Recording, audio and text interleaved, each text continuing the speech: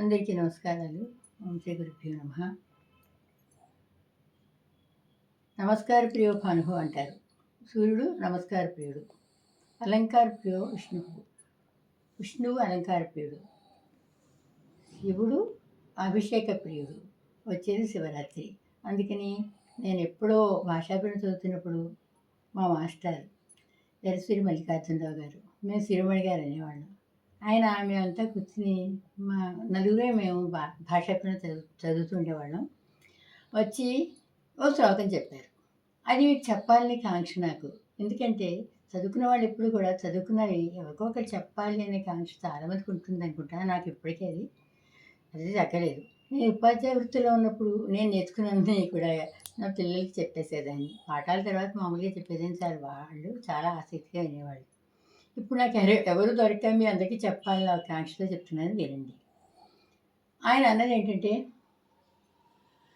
జివాన పూజయే లింగం రాత్రావపిన పూజయేత్, సతతం పూజయే లింగం జివా రాత్రౌన పూజయేత్. ఇంకా అర్థం చెప్పండి అమ్మా అన్నారు.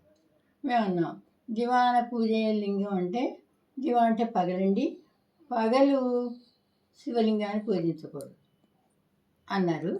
రాత్రావపిన పూజయేత్, అయ్యో ఇదేంటి రాత్రి కూడా పూజించకూడదు అని ఉందండి. మీరు మూడో లైన్లో సతతం పూజయే లింగం అన్నారు. మేము తర్జన పడతాం. సతతం అంటే ఎల్లప్పుడూ కదా, ఎల్లప్పుడూ లింగాన్ని పూజించాలి అని మూడో పాదంలో చెప్పారు.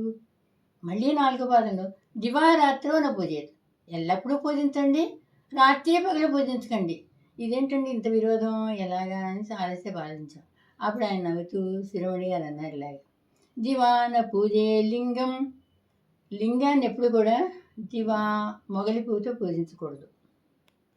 రెండోది రాత్రావపిన పూజ, శివలింగాన్ని 365 రోజుల్లో పగలే పూజిస్తారు కానీ రాత్రి శివారాధన చేయరు. కాబట్టి అది సరిపోయింది. ఇక మూడోది సతతం పూజయే లింగం, పగలు పూజించద్దు రాత్రి పూజించద్దు అన్నారు కదా, మరి సతతం పూజయే లింగం అంటే ఏమిటండి అన్నాం.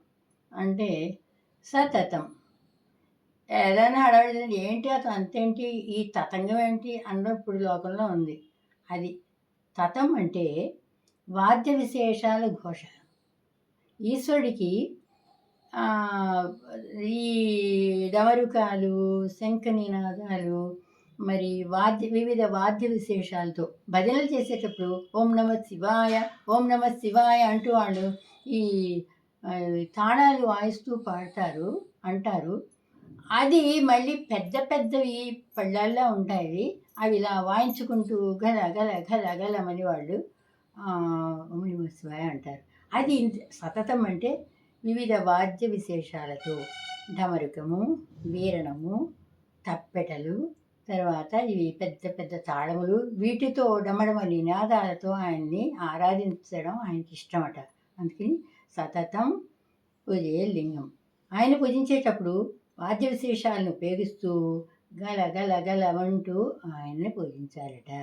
ఇక దివారాత్రౌన పూజయేత్, దివా రాత్రౌ శివరాత్రి యందు దివా పగలు నా పూజించకండి.